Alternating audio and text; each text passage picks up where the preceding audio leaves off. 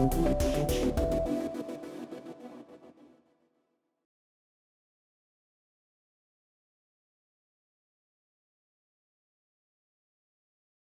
my name is Ziad. I work with Verint Systems. We are the leading provider in CX automation technology. We've been serving government and commercial sectors around the globe for more than 25 years. And today I want to talk about the role that CX automation plays in the future of citizen engagement. But before we get into that, I wanted to look at the state of government services today, where we were and how we got here, and where we go from this point. And just to build the context, I'm not sure if anybody knows how many government services today are available on TEM. Anybody know? 900 plus, right? It's all over the news everywhere. It's an astonishing number, especially for me, because we always look from a tunnel vision about our use cases with the government. So I might need the government for license renewal, visa renewal, and all sort of things. But there's a massive amount of work that goes behind the scenes in tens, even hundreds of departments and sub-departments and teams to build services that can cater for every kind of public service that's out there, right? And so in order to understand where the journey of how we reached here and what's the future going to take us to, I wanted to build a quick narrative about how this journey started. I was born and raised in Abu Dhabi. I've worked in the government sector maybe 15 years ago, and at that time, the hype was about how can we bring more and more e-services into life? How can we bring more services to be digitally available? So you remember the wave of digital transformation has always been there since many, many years, and we're still doing it until today.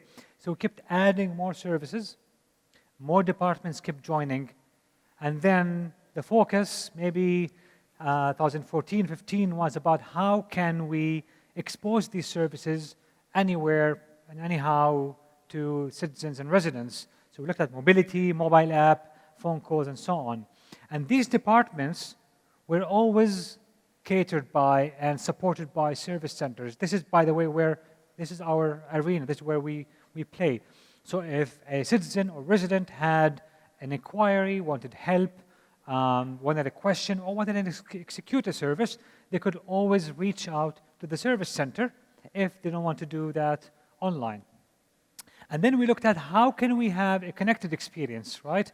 So we looked at building bridges, right? This is where the complexity started to show up because not all back-end systems are able to talk to each other.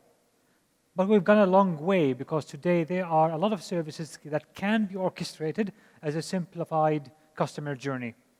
But then this architecture paved the way for us to build a unified layer, right?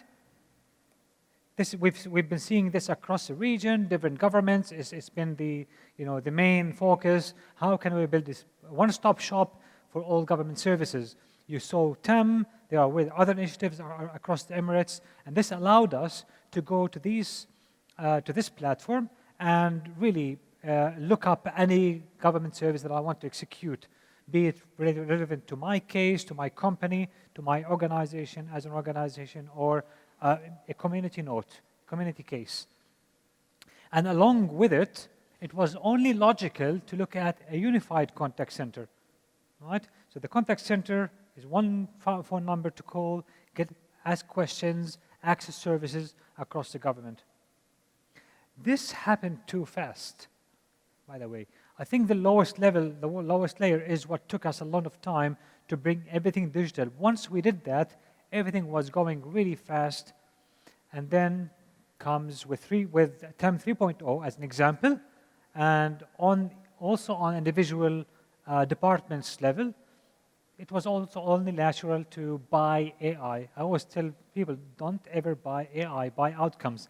But we looked at how can we bring that platform to become more intuitive? How can we allow citizens to talk to the government, basically, and you have a more natural language? How about we make people focus on what they want to achieve, not what they want to do? So I don't know what to do. I don't know what are the steps needed to do a visa process, for example, all I want to know is I want to get to renew my visa. Then it will guide you through the process. This is all fantastic. This is brilliant. And this is, by the way, already ahead of what many, many countries around the globe are at today. I'm sure you know that. But there's an issue which started to open up. The cracks started to widen, which is at the bottom layer, all these technologies that are running these services are not unified. Some of them are still proprietary. Some of them are different, follow different technologies. And then the connectivity, as I said, was not consistent across all services.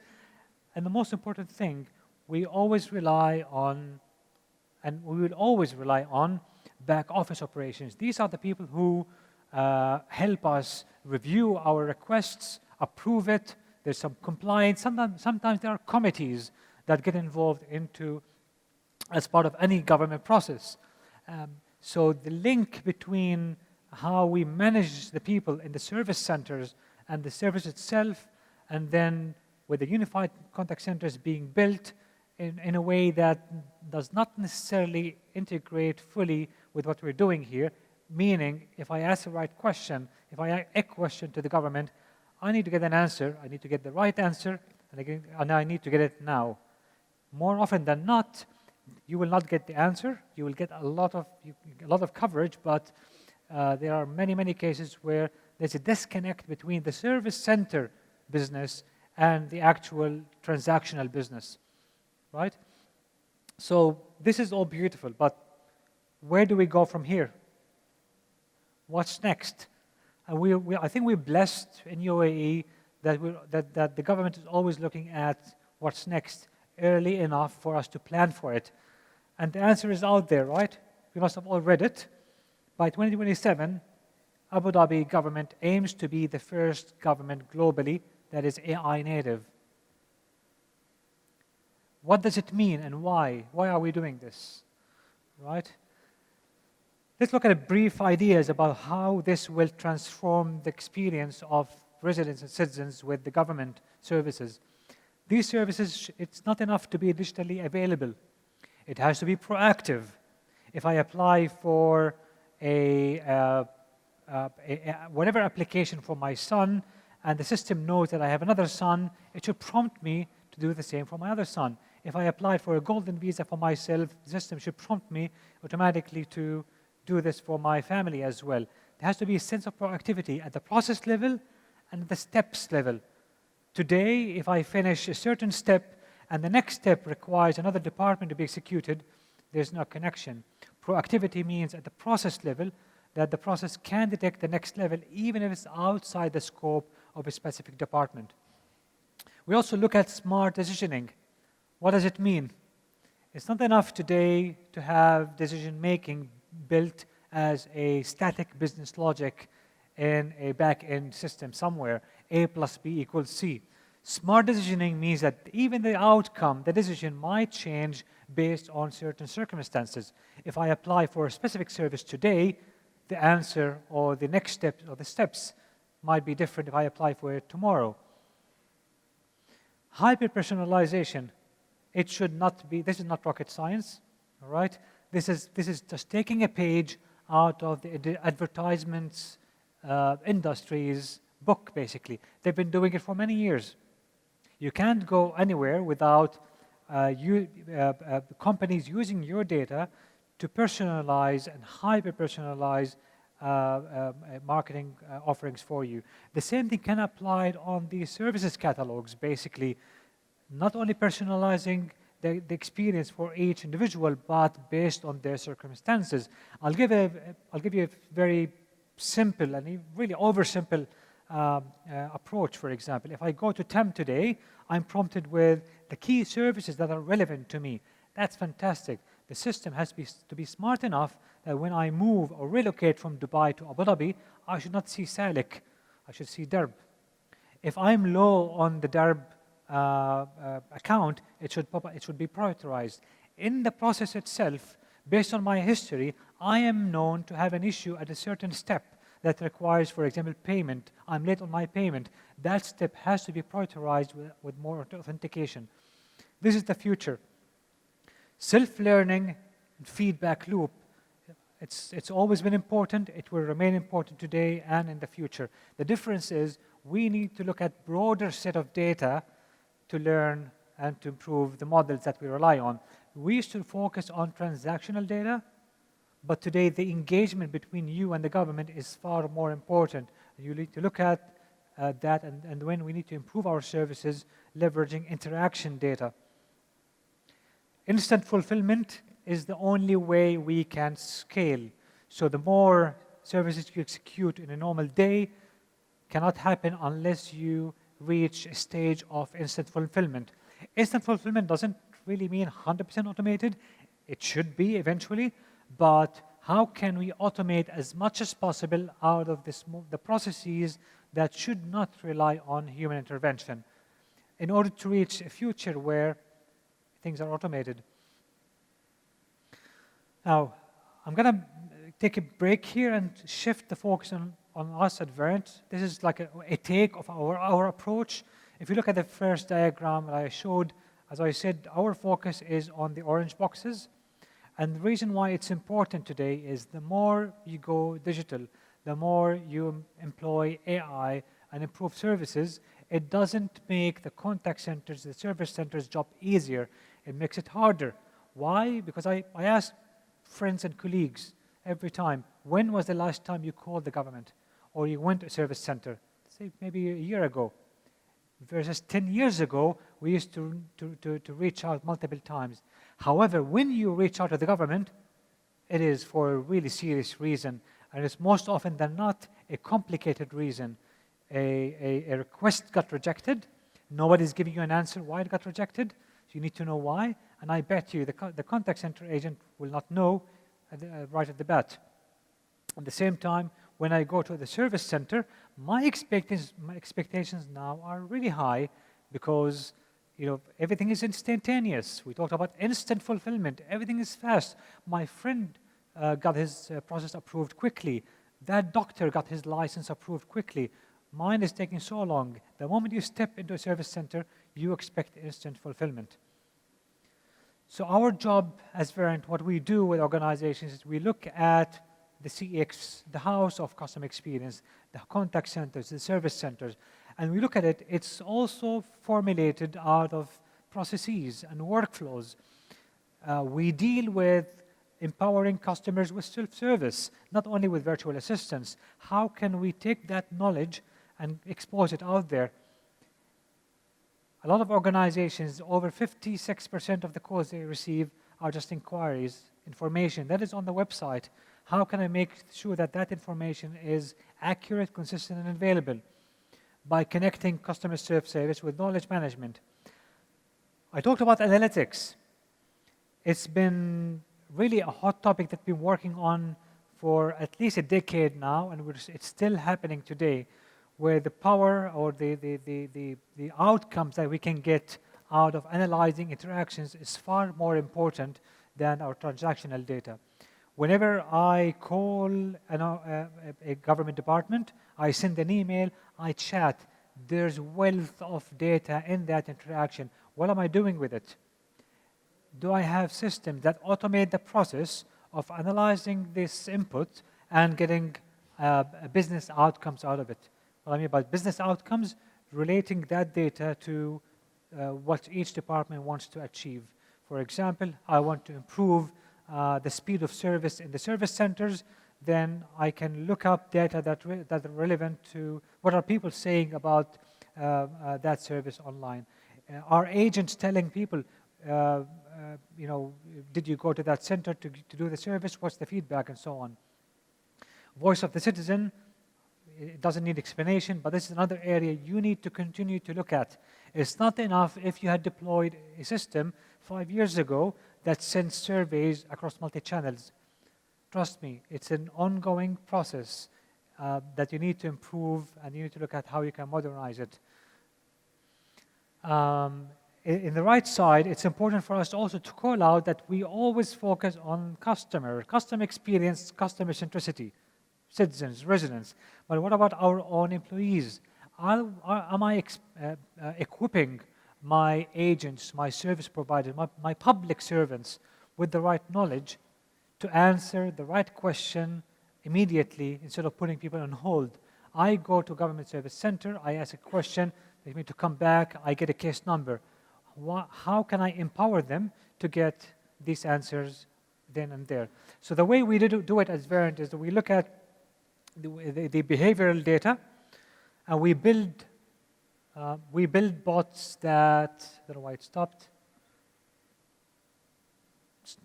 flipping, but we build bots that can go and learn based on the interaction data and go out there and automate micro workflows. Right? Before I wrap up, this is just an example. Another advice I have for all of you, 2027 is not far away. We cannot win, we cannot achieve this mandate only by investing millions of dollars in huge transformational projects. I'm not telling you to avoid transformation, do it, but don't underestimate the value of compound single-digit percentage improvement. Start today. There are technologies out there that will allow you to improve the status quo today with simple increments. This is the only way we can achieve faster outcomes in this economy in a shorter period of time with minimized risk of waiting for the ROI to hit back. All right, so this is an example. Within the contact center business, there are micro workflows. I'm not talking about automating processes, right, but micro workflows, simple steps within a process that actually, when compound over time across thousands of employees, it saves millions of dollars, tens of thousands of minutes of time servicing customers. Quality scoring, right? Knowledge suggestion. When I call an agent, why don't I just pop up the right knowledge based on understanding the conversation in real time and allowing the agent to tell the customer the right answer in the right time. Wrap up. This is a micro workflow which many of you might not even care about. Whenever you will reach out to any government department, at the end of that conversation, people go and document what was the call about, what was the achievement. It's very simple. Why would I care about this? This takes 35 to 45 seconds out of every call placed to any government department, on average. Imagine if you save this across millions of calls. This is just given as an example. In your organization, you will have your own workflows to focus on. So before we finish, just want to give another hint, which is always look for platforms that give you openness. Again, in this day and age, it is risky to go back to that model we started with all the complexities and integrations. You need to be open about how you deploy the technology today. In this day and age, you have the right to be on-prem, to be on cloud, to be hybrid. You need to have that control and flexibility. You need to have the right to integrate with what you have. Nobody should tell you to rip and replace everything. And you should be allowed to start small, start today, start big. It's up to you at your own pace. The message really is the technology today has to adapt to how to enable you to fulfill your vision and your objectives as simply and quickly as possible. Right? Before I end, I just want to leave you with 3 thoughts. Even within our company, we don't mention the word AI. I try to promise myself not to mention AI in this presentation. We want to focus on business outcomes. Adding AI to a broken process is not a solution. It's just making it fancier, right? You always need to make sure that your processes within the contact center, within your organization, are efficient, not broken. Apply process analytics before you look at process automation, right? Never buy AI. Buy the outcome that you want out of AI. Why do you want this system? It's to achieve reduction in the time that people wait at the service centers, for example. That's what you want to focus on. Citizen engagement is more important than ever. The faster, really, it's incredible the technology advancement that is happening today on the government services. It has to be in line with going hand in hand with the customer service centers. My last message is the future is now. Again, don't be afraid to start small and grow from there. At least you need to start. If you wait months to study and invest millions in broader, large replacement technologies, this is not the answer if you expect to achieve business outcomes in a short period.